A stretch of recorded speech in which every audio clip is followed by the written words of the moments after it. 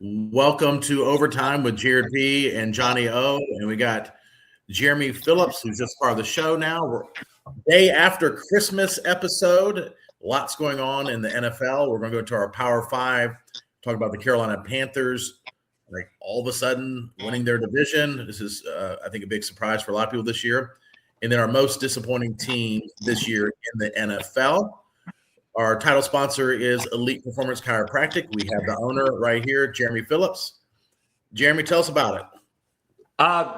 Jeremy Phillips, owner of Elite Performance Chiropractic. Been around the triad for 17 years now, and actually just got back from the office treating a professional athlete that's in town to train for the combine, and that's what we do. We keep people moving of all ability levels, whether it's professional football players or track athletes or grandma trying to keep up with the grandkids. We work with everybody at Elite Performance Chiropractic, and we really enjoy doing so, serving people. Our office is right beside Village Tavern here in Greensboro. All right. And what's the website? epchiropractic.com. epchiropractic.com. Okay. Awesome. Mm-hmm. What's the background? Yours a little small on my screen here. Jeremy, what's your background? I'm actually bumming. My wife works from home, so I'm bumming her. I'm in my house today, so I'm bumming her office. But this is just a little. I like that. Some type of wallpaper or whatever she's got. So. I like it. It does. It looks good. It blends right in with your whole attire today. Oh yeah. I thought special Christmas edition for you guys. Well, by the way, man, Merry Christmas. Yeah, my son was. Yeah, Merry Christmas. Yeah, absolutely. Mm-hmm.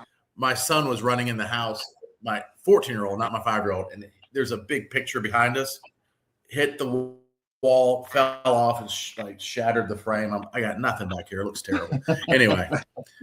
All right. So NFL Power 5. Let's start at number 5. Jeremy, as our guest, kick it off. Okay. Well, to set the stage, the reason why this team is in my Power 5 is I was between two teams back and forth at number 5. And I just think they've got the easiest schedule these last 2 weeks. So I got Jacksonville at 5. Okay. They got the Colts, Titans here down the stretch. You know, the Colts are struggling. I mean, as much as I want P-Rib to pull them through this thing, I don't think it's going to happen. So Jacksonville's at 11-4, sitting at the top of the division. I like them at 5. The other team I struggled with, and I'm not Johnny Owen it. I'm not putting them in my top 5, but okay. And it's simply because of their remaining schedule. San Fran is on the outside looking in for me because they got the Bears and Seahawks left. I mean, not an easy schedule. I do think San Fran is a playoff team coming out of the NFC West. As I've said for several weeks now, I think we're going to have 3 teams in the playoffs out of the NFC West: Seattle, the Rams, and San Fran.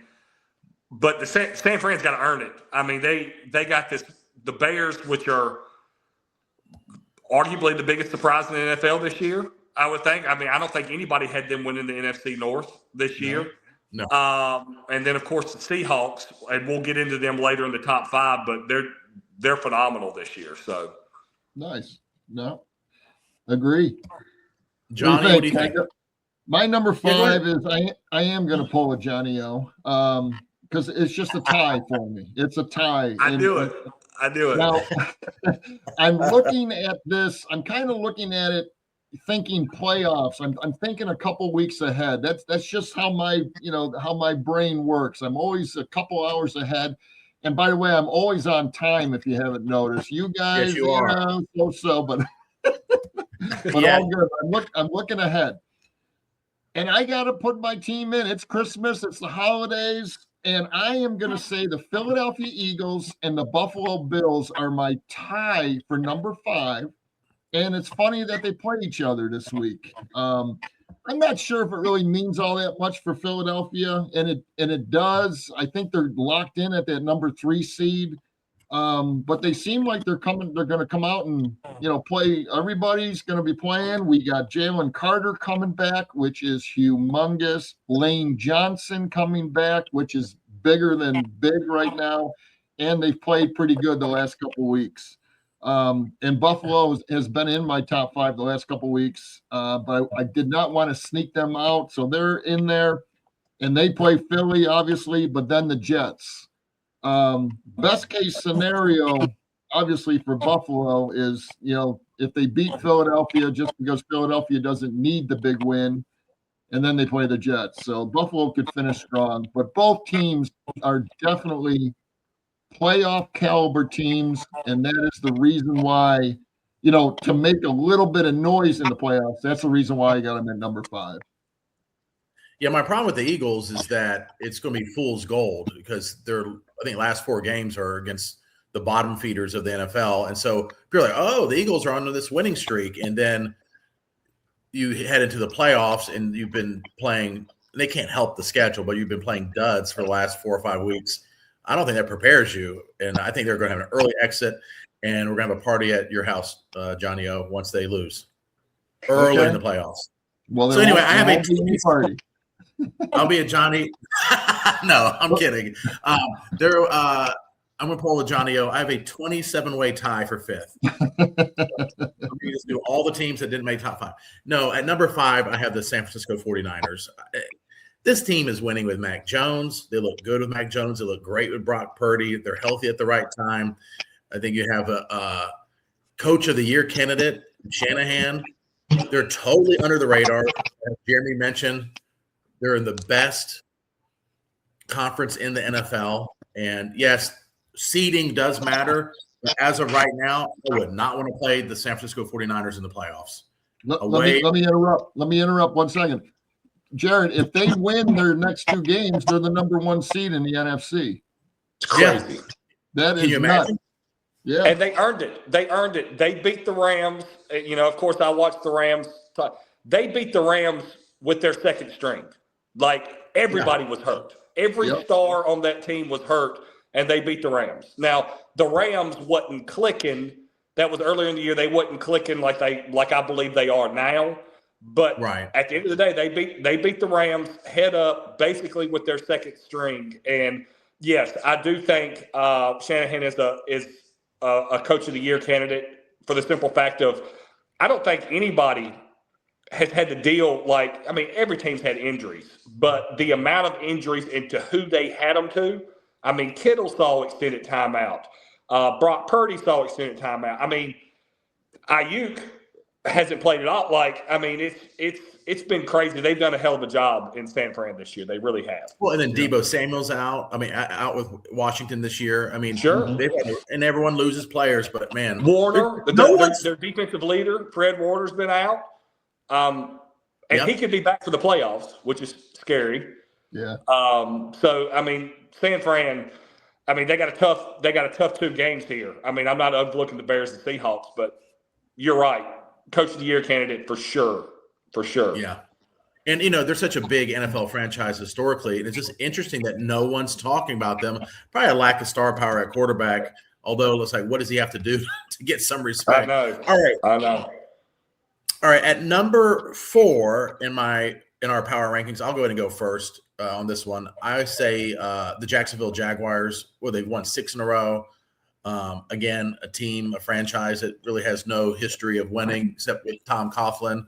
And no one talks about them. The fan base is so small that they're talking about moving them to England. But yeah, they got a great quarterback. He's finally playing up to his potential. And I really like the Jaguars in offense and defense. And so I have them at number 4. And I'll go ahead and have a spoiler alert. The Broncos are not in my top 5. I don't care how many times they win. The games are so close. They're playing injured. Play the 3rd string quarterback with the Chiefs, and it was a ugly game. So anyway, I just get that out of the way for me. Jaguars at number 4. Johnny? I got you. My number 4 are the Chicago Bears, and there's only one coach of the year this year, and that's Ben Johnson. There's no doubt about it. I mean, what he's done with that Chicago team, and really is him and Caleb Williams is really they're on the same page right now. Again, they play San Francisco and then the Lions. Okay, the Lions are done, which is just blows my mind. But if they get by San Francisco, Chicago's sitting pretty in the playoffs. So my number 4, and I'm going to stick with them because they got a running game as well, and defense. Chicago Bears are my solid number 4, and I feel good about that one. Jeremy? Okay. Yeah, I'm going New England at 4. They're sitting at 12-3. They got Jets, Dolphins left. I mean, yes, the Dolphins have upset some teams. The Dolphins have played well at times this year, but I just think that being the last game of the season, those guys are going to be thinking about vacation plans and whatever. So, I think I got New England finishing at 14-3, finishing we'll get this in later weeks. I don't necessarily like them in the playoffs, but right now, I mean, they'll be 14-3 going into the playoffs, and you can't take that away from them. That's impressive. tough. Yeah. How about your number 3? Number 3, Jeremy. Number 3, I'm going with Denver. I know Jared doesn't like them. He's a little bitter. The Chiefs got another loss last night without Mahomes, but I predicted this. I told you guys preseason, I said I did not think the Chiefs are going to win their division this year. Now, I didn't roll them out of the playoffs. I thought they may still have enough juice to get a wild card bid.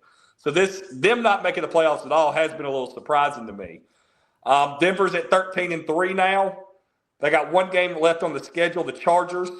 And I need to look at the scenarios here, but I think if the Chargers win this week, then that game's kind of irrelevant. I think they're in, and they couldn't make any improvements anyway on their playoffs. So, the Chargers, I'm talking about Denver here being the number 3, but they got Chargers left. Chargers a team nobody's talking about. It's just what are they sitting at 11-4 now or something like that? And they're hot. They're hot right now. Yeah. So my number 3, Seattle Seahawks. But that number 3 this week could easily be replaced right to that number 3 with San Francisco. It all depends on this week's game, I guess. Seattle plays the Panthers, but I'm saying San Francisco has a chance if they win this game. If Seattle lose, Seattle could lose against the Panthers. Nobody's rooting for the Panthers harder than the Seattle Seahawks and I about said St. Louis Rams, Los Angeles Rams. Yeah. If the Panthers somehow beat the Seahawks, that turns that division on its head. Oh, it's crazy. It could absolutely be crazy. All of them are going to make the playoffs. Yep. But to win, it's really crazy. You got teams with 13-12 and 13 wins in the same division that a loss to the Panthers by Seattle Seahawks could flip that division upside down. No doubt. But I'm sticking with Seattle to this point. But, man, and like you're questioning New England in the playoffs, as I am. But I'm questioning Seattle in the playoffs as well. Sam Darnold's got to show us something in the playoffs. But which is crazy. But dude, he's 12-3 now going into the Panthers. Yep. He comes out of the Panthers. He's 13-3. That's 27 wins in the last 2 years. I mean, it's crazy. And somehow we still don't trust him in the playoffs, and rightfully so. I mean, he had 14 wins last year with the Vikings. That's the stat of the year right there, man. Think about that. I know. I mean, it's just I'm right there with you. Jared, what was your number 3? Number 3? Yeah, number 3, I have the Patriots. I just don't trust them long term in the playoffs. I guess we talked about. We'll talk about that. We have a playoff edition. I mean, they are good. It's no slight. They're obviously a Power 5. And from where they came from last year, and I think we all agree that the coaching hire of the year, Vrabel, and the fact that he was available is just shocking. And so anyway, I have the Patriots. I like Drake May. We've said before on this podcast, the best deep ball thrower in the NFL, and he's elusive. He seems to make the right plays. Every once in a while, he still has kind of a young quarterback boneheaded play, but again, old quarterbacks do that as well. But sometimes you're like, "Ooh, that's a bad pick." That was not like an unforced error, but he's fantastic, and he'll be top 5 MVP voting, I believe. And So yeah, the Patriots at number 3. I don't trust them long term in the playoffs. I really like, and it seems to go hand in hand with every, quarterback that finds their way in the NFL and is kind of in that upper echelon, that elite level. I like the relationship May is developing with Henry. Hunter Henry's been with New England several years now. Probably I wouldn't say top. He could probably arguably be in the top 5 tight ends in the NFL. Definitely type 10. But I think he's leaning on Hunter Henry. Kind of that safety valve a lot. Very reminiscent of the start of Kelsey, Mahomes back in the day. And of course, you got Gronk, Brady, and stuff like that. I can see great things in the future, but now it's almost like he's that check down guy, that constant, that guy that's going to be open in his own coverage or whatever. I really like that relationship and have it built, particularly over the last couple of weeks with Drake May and Hunter Henry there. Yeah, that New England team's going to be. They got a few years ahead of them. I mean, they're going to be good for, I think, the next few years, especially with the coach and that quarterback they have. So that's a good pick. It's kind of crazy how, to me, they're both in my top 5, but Denver and New England are kind of the same for me. They're like mirror images, yeah, they got a lot of wins, but I'm not necessarily sure I can trust them in the playoffs. Yeah. You can't deny their season and their body of work they put forward this year. But to me, they're kind of in my brain, they're kind of filed in the same filing cabinet. They've won some big. They're here. Denver's now 13-3. New England's 12-3 with the Jets, Dolphins left on the schedule. But you're like, I just have a hard time trusting them in the playoffs. Yeah, absolutely. And I think it's just a little. Well, they've also played position. Yeah, what's that? And as of a week or two ago, they've played the easiest schedule in the NFL. Oh, yeah. So sure, that's a factor. If you played the easiest schedule, okay. The Eagles and the Chiefs are playing the hardest schedule. And that's a fact, but it's still the NFL. I know you said the Eagles have had an easy schedule the last couple weeks. No. I said the Eagles had a first place schedule. Yeah. Oh no, I understand, but I'm just bringing up. Yeah. It's still the NFL. Look what Vegas did with Houston this past week. I mean, wasn't it the Texans that they just played, and it was like 27-23 or something like that.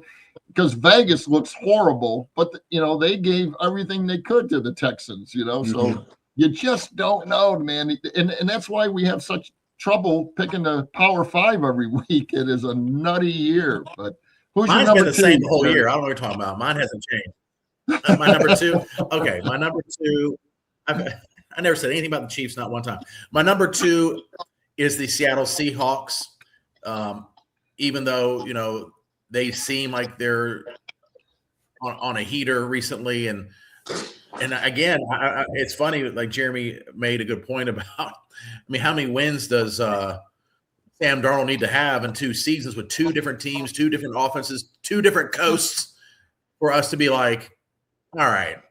But it's the playoffs. That's what we're concerned about. But we're talking about regular season. So Seattle at number 2. I think they could beat any team in the AFC that would make the playoffs for sure. I think, and they're number 1 in the NFC, which I think is stronger as far as overall record currently. But my number 1, which we'll get to in a minute, is the reason why I have this team at number 2. I trust my number 1 team more than the Seattle Seahawks. But man, a fantastic season, a fun team to watch on both sides of the ball. And Sam Darnold he's a regular season champ. Last 2 seasons, got to give him credit. Regular season champ, just like that Dak Prescott boy. He's really good in the regular season too. You found your way. My number 2 is Denver. I know we already been talking about them, but you know what? They just keep winning. They keep winning. They're coming back. They win. Last night's game, Christmas game was, come on, man. They were playing the third stringer or whatever. But they still won the game, and they're 13-3. I got to stick with them. I don't like them, and I don't trust them again. I don't trust a lot of the AFC teams. The only one I really trust is Buffalo, because I really want Buffalo to blow through it. But I'm going to stick with Denver one more week, and they're my number 2 right now. Okay, at number 1. Oh, wait, did Jeremy do number 2? No. Number two, I got to give it. I'm a Rams fan, obviously, but my number two is Los Angeles. I mean, you look at that game, and it was such a key, pivotal game down the stretch here when they lost to Seattle last week. Devontae Adams was out. They had a punt return for a touchdown, and they had 3 successful 2-point conversions, one of them being questionable. And that's what it took for them to beat the Rams. But they beat them. At the end of the day, the record doesn't tell all that. The record is a win, a strike in their win column. And so they won, and that gave them the driver's seat of the NFC West. Now, the Rams, they got Falcons Cardinals down the stretch. So one would think they're going to finish 13-4. Again, they're the biggest Panthers fans in the world right now. The only way that they could get back to the top of the NFC West after that key pivotal win by Seattle is for the Panthers to knock them off. Because the next week, the final week of the season, is Seattle 49ers. Mm-hmm. And right, I don't think if Seattle beats the Panthers, then I don't think that 49ers Seattle game, both of them are in anyway, and I don't think it changes seeding. I'd have to do research on that, but I don't think it changes seeding. So, see, for the Rams to jump over Seattle again, they've got to lose to the Panthers. Yeah, I think you're right on that. If I'm correct on that, yes. Yeah. So what are we on? The number ones now? Number ones. I'm going to throw mine out real quick. I'm going to stick. Oh, go ahead, Jared. Oh, go ahead. No. I want you to go ahead. Okay, real quick. I'm going to stick with the Rams, and it's still my eye test. What I see, what I know of them, but they have been losing ball games, man. So there's something there, and I know that a few crazy things happen, but again, that's all part of the game. But they're still, to me, the best overall team, and then, like Jeremy said, they got Atlanta and Arizona left. I mean, they better win those 2 games, and they should finish real strong. And if the playoffs ended today, it would be the Eagles at the Rams, or I'm sorry, the Rams in Philadelphia against the Eagles in the first game of the wild card. That would be pretty wild right now. If it stands as is right now. Which is baffling to me because the body of work the Rams have put together, it would be baffling to me if they'd have to. It's really crazy that San Fran or the Rams are going to have to travel during the playoffs. Yeah. Yep. And Carolina will get a home game if they win. Yeah. Yep. Yeah. I know. It's crazy. Crazy. But maybe the NFL, and this happens every year, the NFL should look at. Well, I was thinking maybe the NFL should look at some reseeding type things, or as far as, I guess you want to award the division leader, but it definitely doesn't make it equitable because there's no way that. Yeah. I don't know how they. It's typically an NFC South team that is limping into the playoffs. All right, my number one team is the Rams. The Rams. They have not lost a game this year by more than 1 score. They lost to the Eagles by 7, and that was a BS game anyway.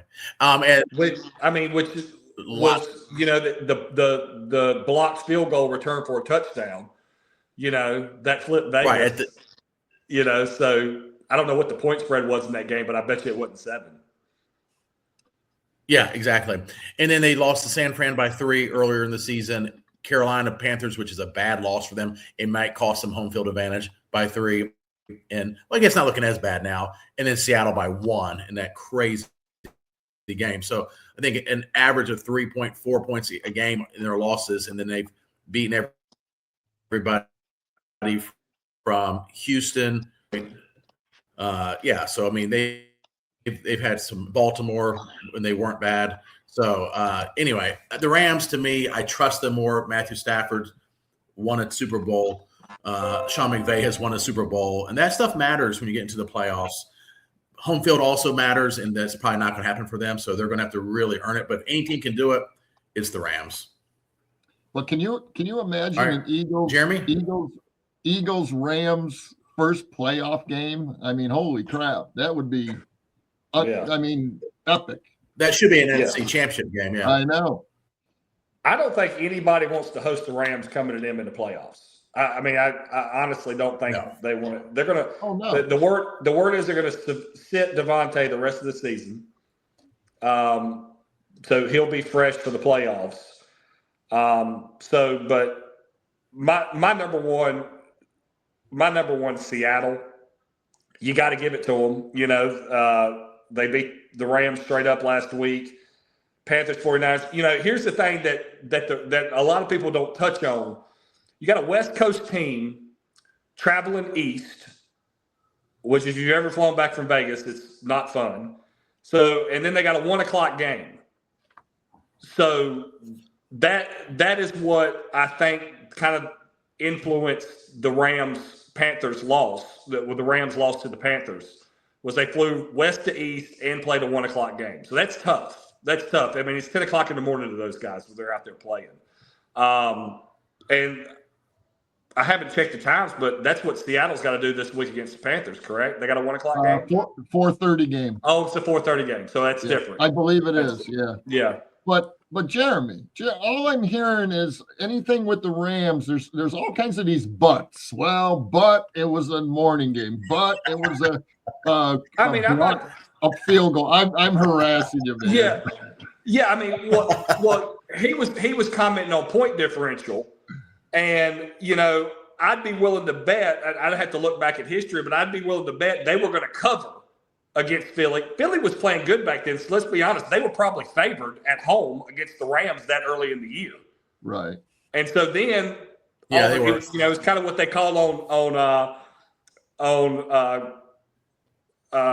what's my name, Scott Van Pelt show, the bad bust. Yeah. You know, that blocked field goal, that won it for him. But then the kid from Charlotte, Jordan, what's his name? The kid from Georgia, the defensive lineman, big guy. He picks it up and runs it in for a touchdown. Yeah, I forget. Relevant. They'd already won the game. Yeah, and so Carter, Jordan. Yeah. So no, I know. I'm just hearing a lot of butts. You harass me about my Eagles. I got to throw a little bit at you. I got your team at number 1 for crying out loud. What's so crazy is I'm looking at my top 5. I didn't realize this until now. You know, we talked about how great the NFC is this year, but somehow I got 3 AFC teams in my Power 5. Yeah.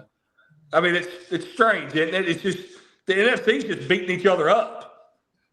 Yeah, I have 3 NFC West teams in my top 5. That's crazy. That's never happened. Never happened. But it's nuts. All right, let's thank our other sponsors. Good job, everybody. Oh wait, did you do your number 1? Some of our other sponsors, Estate Jewelry and Loan, something old, something new. Estate Jewelry has a great selection of new and estate jewelry, and you can really find a nice, unique piece at Brian's showroom. Go see Brian. Tell him we sent you. You can see him at 2511 Battleground Ave. Again, it's Estate Jewelry Loan.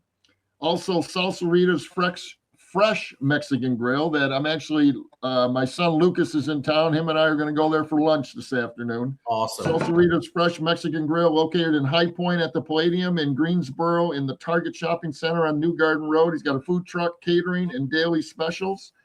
And I'm going to mention Jimmy Snow from up north, his Imperial Marketing Solutions.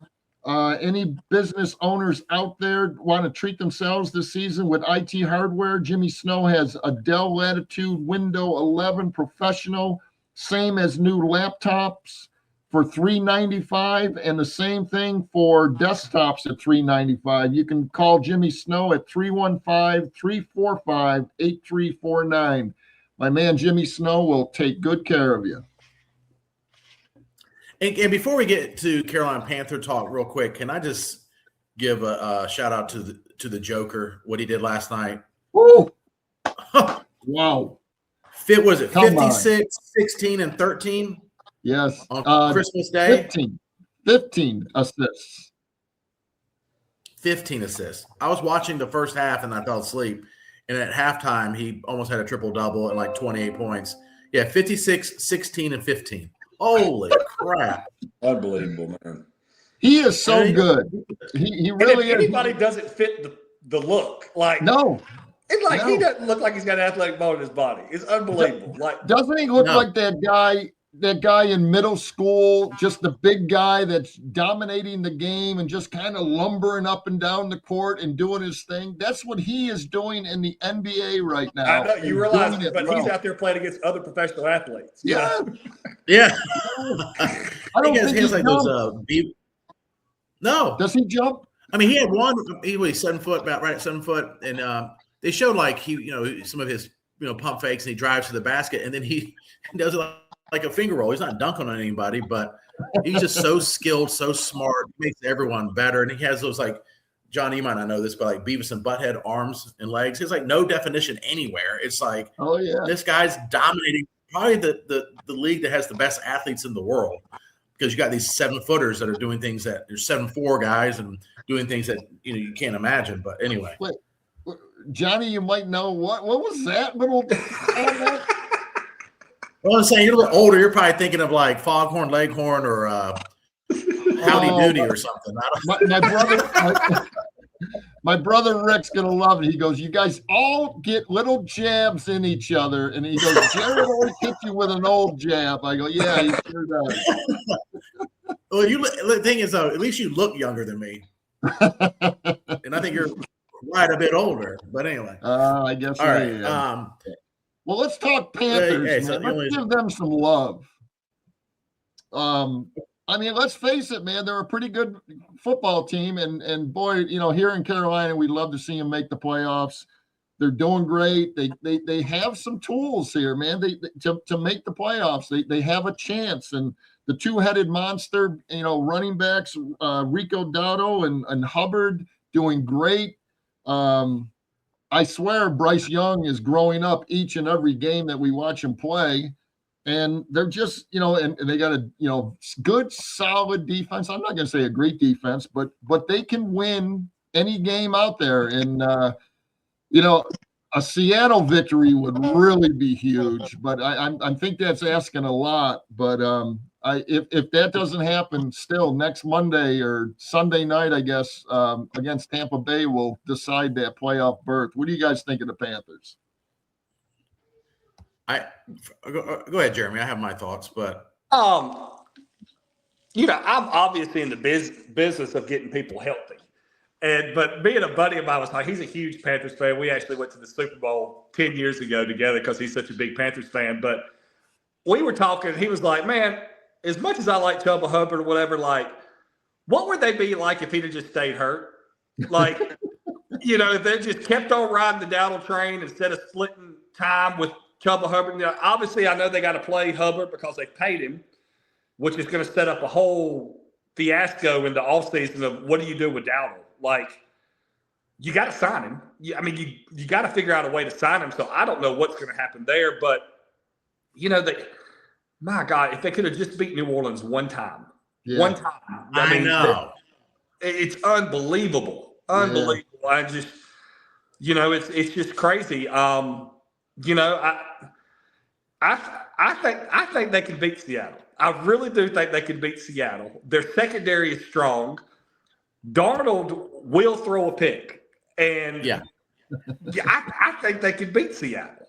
It's in that stadium's been rocking the last couple ball games, and I've been to a lot of those games down on the field. That stadium rocks, and that helps a lot. So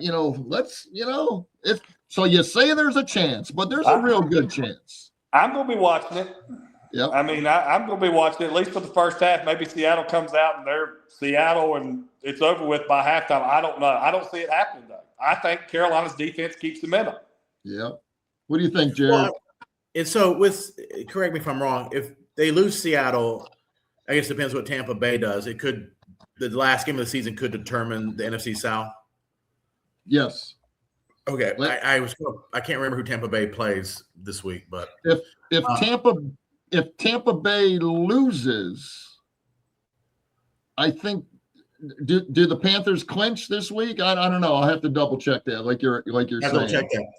Well, but like Jeremy said, go ahead. One thing's for certain: if if Seattle beats the Panthers, then next week it takes away from that San Fran Seattle matchup, because I'm pretty certain Seattle clinches first place by beating the Panthers.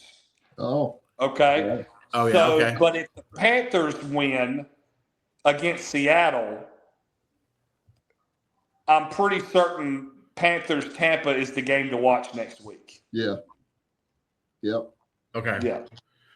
Oh, so the Bucks play the Dolphins. Yeah. And then end with the Panthers. Now the Dolphins, and they're playing in Miami. The Dolphins, I guess the Bucks can beat anybody, man. The Dolphins surprisingly will slip up and beat somebody they're not supposed to. Yeah. And at home, there's obviously, like, every team for the most part is so much better at home. Yeah, so it might end up the last game of the season. I guess the thing, like Jeremy said, is like those two horrific losses to Seattle, and the one at home especially, because that was late in the season. I mean, you lose by 10 at home to I'm sorry, not Seattle, the Saints. Bad losses, but they have some impressive wins. I think we first started being like, oh, maybe they're a different team this year when they beat the Cowboys, when the Cowboys weren't, the Cowboys can, at least put up a bunch of points. Then Green Bay, I think, got a lot of people's attention. They followed that by losing to the Saints. And it's like, what in the world? And then they go to Green Bay, huge win. Yeah. Probably one of the biggest wins in Carolina history, I think, considering their expectations going into this season. Yep, I mean, I don't think anybody had the Panthers going to Lambeau and coming out of there with a win. No. And thank God they did win, because they dropped 2 to New Orleans. And, if they just won one of those New Orleans games, man, like, they win the division. Yeah, it's over. And then the big, huge win against the Rams. So, I mean, obviously the Panthers can beat anybody, but the scary thing is, it's not, and this is not really true of all NFL teams. But it's not. But they can also lose to anybody. That's the part that me that's scary. But are they ahead of schedule? Absolutely. Yeah. As a franchise, absolutely. And they started super slow this year, and so to see them even have a chance to win their division is, to me, really impressive. Absolutely. I tell you what, if I'm Canales, I'm looking back at my season and what made me successful. Rico Dowdle was getting the ball 35 times this weekend. Like, we got to go to the playoffs. Chuba can just sit on the sidelines. He can be mad, whatever. But, this is no time to be cute. Rico Dowdle was getting the ball 35 times this weekend. I agree, because he was just on fire, man. He was the best running back in the NFL during that 4 or 5 week span, man. Yeah. Well, against Dallas, when he put up over 200 yards. Yeah. And told him the week before, I'm going to do it. Yeah. I love that. Good stuff. Hey, before we go to our quick last segment, let's talk about a couple other sponsors. For Real 24, it's real golf indoors anytime. Greensboro's premier 24/7 indoor golf facility, offering iconic golf courses and state-of-the-art equipment. All indoors. It's absolutely fantastic. You can be a member. He's got some great memberships, and you can also just go and play for an hour or 2 hours, or make a tee time. But go over and see the owner, Clay Jordan. Stop in. He's over on the corner of Horsepen Creek Road and Battleground. Great little facility he's got. Please tell him we sent you. And also California Burritos Express and Bar, offering a full bar with margaritas and draft beer, serving very generous portions of Mexican food in a spacious, casual setting with all kinds of TVs all over the place. ACP and tacos, quesadillas, breakfast burritos, located on Spring Garden Street. Go see Marco and tell them that Jared, Johnny O, and Jeremy sent you for a big burrito. Yeah. All right. If you throw your back out picking up one of those big burritos and go see Jeremy again afterwards. Exactly. Yeah. I'm all in. All right. So the most disappointing team in the NFL this year, Johnny, what do you think? I'm going to say the Detroit Lions. They were 15-2 last year. They had everything going for them. Their offense is so explosive. I know they've had a lot of injuries and all that, but that happens throughout the season. But man, they have really just, excuse the language, they hit the shitter, man. This is not good. I still think Dan Campbell's the guy. I think he's still a great coach, a very interesting coach, a fun coach, and a fun team to watch. But very disappointed in that Viking loss even last night was just horrible, man. Yeah. So I But the think they Vikings had kinda- 10. Sorry, what was the that? Vikings had 10. The Vikings had 10 net passing yards in one. Is that right? I didn't Yeah. even Wow. realize. First that. time in Oh, NFL that's history, I terrible. believe. Yeah. Wow. But yeah, that was a big loss. So I think they've kind of given up. And it ended up being a really bad season for them after they looked like they were a Super Bowl contender last year, and until Washington dumped them in the playoffs, which anything can happen in the playoffs. So my most disappointed teams, it's the Lions. What about you guys? Yeah. Just to piggyback off the Lions, because they were on my list for sure. I think, and I mentioned it a couple weeks ago, Ben Johnson leaving as the OC hurt them big time. His creativity and offensive genius, and also you can see how disciplined he is with quarterbacks. Not that Jared Goff needs it, but as far as the creativity that is lost, that you can't just replace a Ben Johnson as an OC, and they clearly haven't. So much so that Dan Campbell took over the play calling duties. And they have other problems. Their defense has some issues, but yeah. But for me, so Detroit, I think when you go into the season, people are like, put them down for the Super Bowl or at least the AFC Championship game, and they don't make the playoffs. The Kansas City Chiefs, to me, are the most disappointing team in the NFL. I was lucky enough to take my son when they were playing. I think they won at that point they were won 4 or 5 in a row. People were like, oh, here we go, they're back. And so that was fun to go to. But, man, since then, they've just looked atrocious and no running game to speak of at all. I think 4 of the 5 offensive linemen are hurt or out. Travis Kelce, he still led the team in receptions. They keep saying, oh, he's washed. No, he's not in his prime.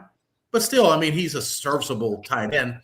But, yeah, a lot of issues. They had Mahomes doing too much, which we said. He's running the ball too much. Dude's going to get hurt. And here he is. He's out. So the Chiefs, a team that – I think a lot of people, even halfway through the season, especially me, you're thinking they're going to turn it on. They're going to be there and get in the playoffs. And they're going to scare everybody. And to not make the playoffs is huge, huge disappointment. Unless you hate the Chiefs. That's surprising. I can't believe you had the Chiefs as your most disappointing team. Jeremy, I knew the Commanders would not be that good. The Chiefs were not the most disappointing for me because, again, I predicted that the downturn was coming. Oh my God! Every show Jeremy's been on with us, he has reminded us of that. You damn right. Bold. Damn right, because y'all looked at me like I had 10 heads when I said it earlier this year. Right? You damn right. I'm going to remind you. Yeah. So they're not disappointing to me because I totally expected this. I'm anxious to see what they do with Kelce. Was this a contract year for him? I think so. Last year of his contract. So I'm anxious to see if he starts doing the 1 year twilight, 1 year deals and stuff like this going out. I do think he's earned the respect, much like his brother did with Philly. Give him 1 more year. Let's see what happens. He did not play well this year. He had flashes at times, but he was not consistently the Travis Kelce we've known over the last few years, right? Right. Detroit, again, I don't know what happened to them. I do think losing a coordinator like Johnson hurts them. And, of course, I think that came to fruition. And I do think they'll make a move on an OC in the offseason, considering the downfall this year. 2 great running backs that were never injured, to my knowledge, Montgomery and Gibbs. And they were the overall favorite to win that division this year. Yeah. Right now, they're tied for last. Yeah. After last night's loss, they're tied for last with the Vikings at 8-8. So, that's truly, truly disappointing. I'd honestly say they were a playoff team to me probably after the first quarter of the season, not even just preseason, in the first quarter of the season. So they're disappointed. And I'll throw out another one just because, we've hit on Detroit so much. I'm looking back on it, and I think my preseason predictor for Super Bowl, I just thought it was his year. It was his turn, everything. The Baltimore Ravens, man. Yep. Yeah. Baltimore Ravens.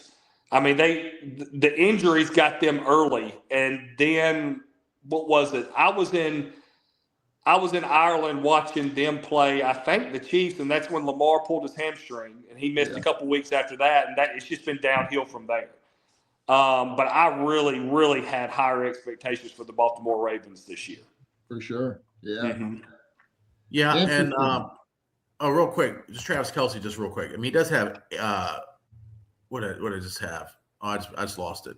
73 receptions, like right at 900 yards, and he ranks 5th among all tight ends, including Brock Bowers and Kittle and others. So I mean, it's not like but you're right. Compared, he used to dominate the NFL, and he led the Chiefs in yards and receptions and all that stuff.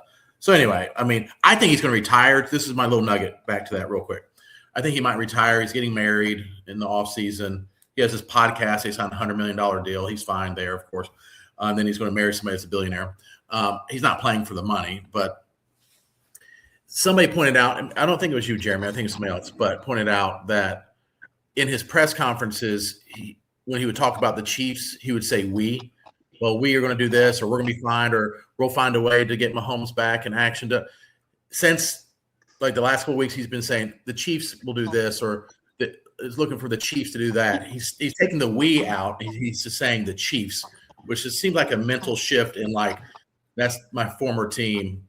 I wish the Chiefs the best. Yeah. It's not we anymore. I could be wrong, because we've seen the greats retire, unretire, or Jerry Rice ending up with like the Raiders and Seahawks and all this stuff.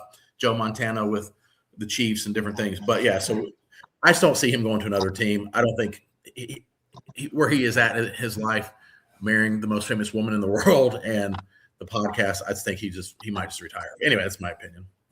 All right, gentlemen. Another great show. Appreciate it during Christmas week. We got 74 straight weeks in our books. And Jeremy, we appreciate you joining us. And we'll see you next week. Absolutely. We're